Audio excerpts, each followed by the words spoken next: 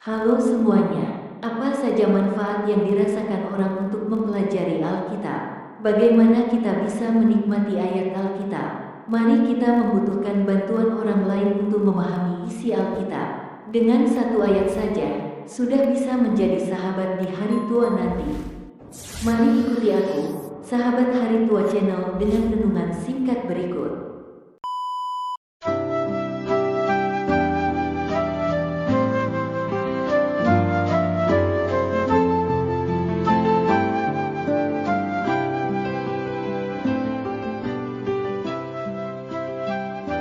Saudara-saudari yang dikasihi oleh Tuhan Yesus Kristus, selamat bertemu kembali di dalam program Arusite Voice.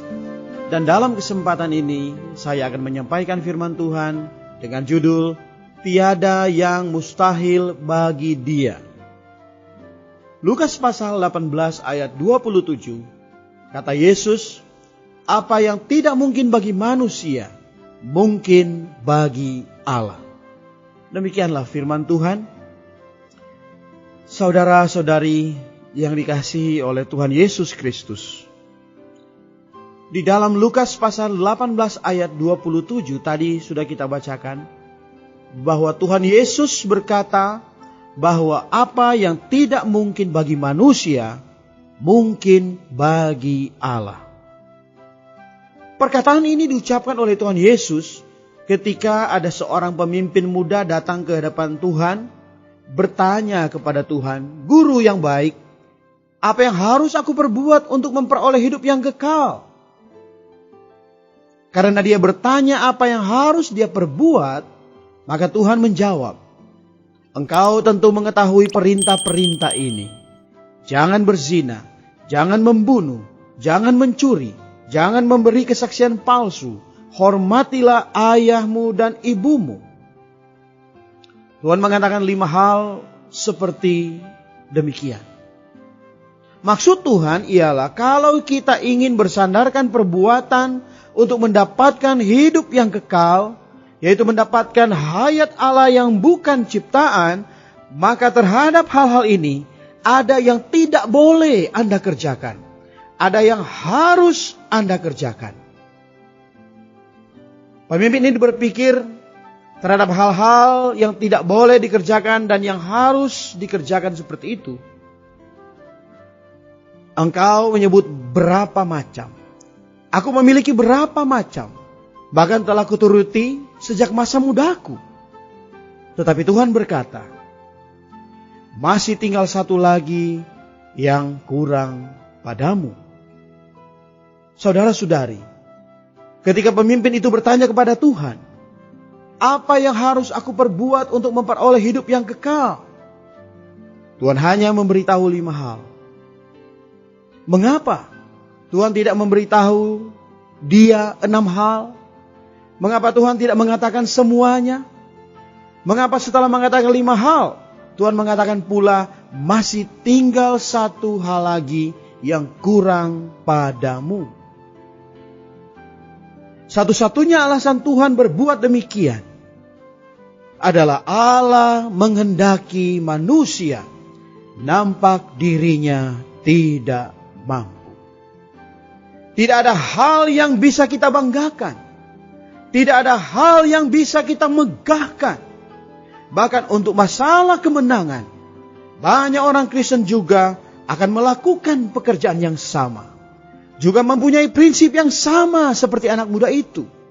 Menganggap bahwa untuk mendapatkan kemenangan perlu berdasarkan perbuatan yang kita lakukan. Menganggap diri sendiri mampu dan dapat memperolehnya. Tetapi pengalaman orang muda itu juga adalah pengalaman banyak orang Kristen yang pada akhirnya dia gagal dan meninggalkan Tuhan. Lukas 18 memperlihatkan kepada kita ada seorang pemimpin yang tidak mungkin melakukan. Lukas 19 memperlihatkan kepada kita ada seorang Sakeus yang mungkin melakukan. Siapakah Sakeus? Dia adalah orang tua. Dia adalah kepala pemungut cukai. Dan dia adalah seorang yang kaya. Apakah ciri dari orang tua?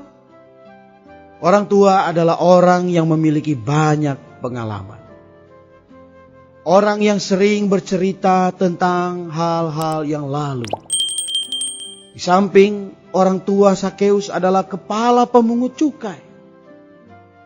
Apa maksudnya seorang yang sudah lama berkecimpung dalam pekerjaan dosa atau orang berdosa? Terakhir Sakeus adalah orang kaya, orang yang memiliki uang, orang yang cinta uang. Karena untuk mendapatkan uang, Sakeus memeras dari orang lain. Dibandingkan dengan orang muda di dalam pasal 18, ada pemimpin muda. Dia juga adalah orang yang baik. Karena ia telah melakukan perintah-perintah Tuhan sejak masa muda. Dan orang itu kaya.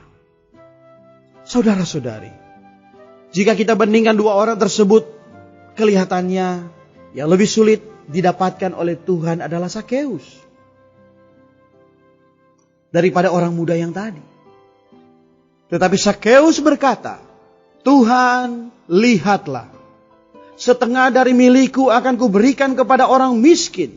Dan sekiranya ada sesuatu yang kuperas dari seseorang, akan kukembalikan 4 kali lipat. Dia segera bisa melakukan. Pemimpin itu tidak bisa melakukan. Tetapi Sakeus, dia bisa melakukan. Lukas pasal 18 memperlihatkan kepada kita apa yang tidak mungkin bagi manusia. Lukas 19 memperlihatkan bagi Allah semuanya mungkin. Pemimpin dalam Lukas 18 tidak bisa melakukan. Tetapi orang tua di dalam Lukas 19 yaitu Sakeus malah bisa melakukan. Dalam Lukas 18, apa yang Tuhan katakan kepada pemimpin itu tidak didengar oleh pemimpin itu. Tetapi di dalam Lukas pasal 19, Tuhan tidak berkata apa-apa kepada orang tua itu. Tetapi orang tua itu malah percaya. Pemimpin itu tidak dapat melakukan. Karena dia tidak percaya Allah mampu. Oh saudara-saudari, kita harus memuji syukur kepada Allah. Bahwa untuk mengalami kemenangan, Allah hanya mau kita percaya. Apakah percaya? Percaya adalah aku tidak bisa, tetapi Allah bisa. Percaya adalah semua adalah mustahil bagiku, tetapi bagi Allah tidak ada yang mustahil. Kiranya kita memiliki sikap yang demikian. Di dalam hidup kita, kita boleh senantiasa bersandarkan Dia, berjumpa dengan Dia, dan mendapatkan Dia. Sehingga kita ada kekuatan untuk menempuh penghidupan yang berkemenangan. Haleluya. Amin. Terima kasih. Renungan yang telah disampaikan oleh Pak Pengkhotbah dan semoga menjadi terang bagi kehidupan kita. Oleh karena itu, sebelum kita tinggalkan tempat ini, biarlah Bapak Gembala membawakan kita dalam doa. Kepada Bapak dipersilahkan. Mari kita berdoa.